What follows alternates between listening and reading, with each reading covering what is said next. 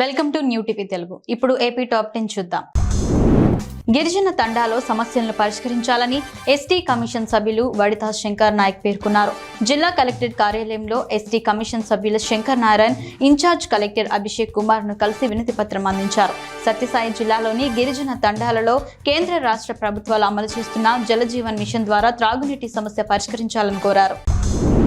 Chittoor rural మండల పరిధిలోని దిగువ మాసపల్లి వద్ద ఇసుక రీచ్లో ఉచిత ఇసుక పంపిణీని కలెక్టర్ సుమిత్ కుమార్, ఎమ్మెల్యే గురజాల జగన్మోహన్ ప్రారంభించారు.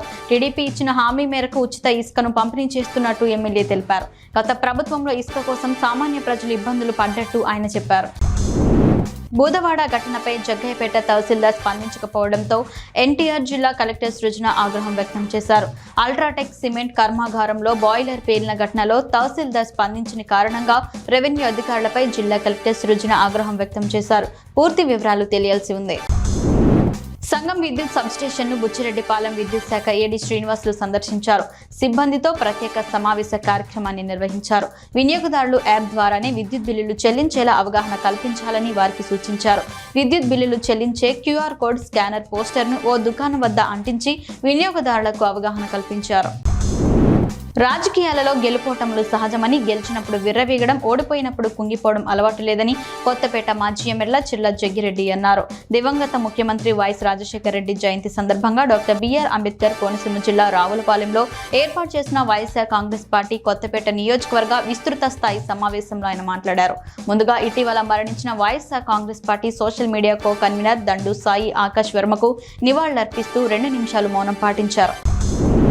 ఏపీలో ఉచిత ఇసుక విధానం అమలులో భాగంగా వేమూరు నియోజకవర్గం కొల్లూరు మండల పరిధిలోని జువ్వలపాలెం స్టాక్ పాయింట్స్ ద్వారా ఉచిత ఇసుక పథకాన్ని మాజీ మంత్రి వేమూరు ఎమ్మెల్యే నక్క ఆనందబాబు, బాపట్ల జిల్లా కలెక్టర్ జె వెంకటమురళి లాంఛనంగా ప్రారంభించారు. ఈ కార్యక్రమంలో తెలుగుదేశం పార్టీ, జనసేన పార్టీ వివిధ శ్రేణుల నాయకులు తదితరులు పాల్గొన్నారు. జాతీయ స్థాయి విద్యా సంస్థల్లో సీట్లు సాధించిన ప్రతిభావంతులైన దివ్యాంగ విద్యార్థులను మంత్రి లోకేష్ తాడేపల్లి పరిధి ఉండవల్లి నివాసంలో అభినందించారు. విద్యార్థులు వారి తల్లిదండ్రులను పేరు పేరున పలకరించి వారి మనోభావాలను తెలుసుకున్నారు. లోకేష్ సహాయానికి రుణం తీర్చుకోలేమంటూ విద్యార్థులు కృతజ్ఞతలు తెలిపారు. లోకేష్ మాట్లాడుతూ మీకు అవకాశం వచ్చినప్పుడు మరో 10 మందికి సాయం చేయాలని సూచించారు. ఏకలవ్య జయంతిని అధికారికంగా నిర్వహించాలని ఎరుకల ప్రజా పోరాట సమితి ఆధ్వర్యంలో ఆందోళన నిర్వహించారు. సత్యసాయి జిల్లా కలెక్టర్ కార్యాలయం ఎదుట ఎరుకల సంఘం జిల్లా అధ్యక్షుడు గోవింద్ ఆధ్వర్యంలో ఆందోళన చేపట్టారు. ఎరుకల కులానికి రాష్ట్ర ప్రభుత్వం ప్రత్యేక కార్పొరేషన్ ఏర్పాటు చేయాలని డిమాండ్ చేశారు. అనంతరం కలెక్టర్కు వినతి పత్రం అందజేశారు. కడప కలెక్టరేట్లోని సమావేశ హాలులో ప్రజా సమస్యల పరిష్కార వేదిక ద్వారా అర్జీల స్వీకరణ కార్యక్రమం నిర్వహించారు. జిల్లా కలెక్టర్ శివశంకర్ తో పాటు joint collector Ganesh Kumar, DRO Gangadhar గౌడ్లు హాజరై ప్రజల నుంచి ఫిర్యాదులను స్వీకరించారు.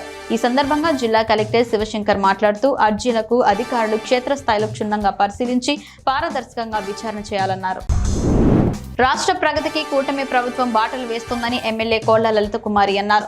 కొత్తవలస మండలం అర్ధన్నపాలెంలో ఉచిత ఇసుక పంపిణీకి ఇసుక రీచ్ను ప్రారంభించారు. గత ప్రభుత్వంలో ఇసుక మాఫియా కారణంగా గృహ నిర్మాణదారులు, కార్మికులు తీవ్ర అవస్థలు పడ్డారన్నారు. ప్రభుత్వం ఏర్పడిన 20 రోజుల్లోనే 43 జీవోను విడుదల చేసి ప్రజలకు ఉచితంగా ఇసుక పంపిణీ చేపట్టడం ప్రభుత్వ చిత్తశుద్ధికి నిదర్శనమన్నారు.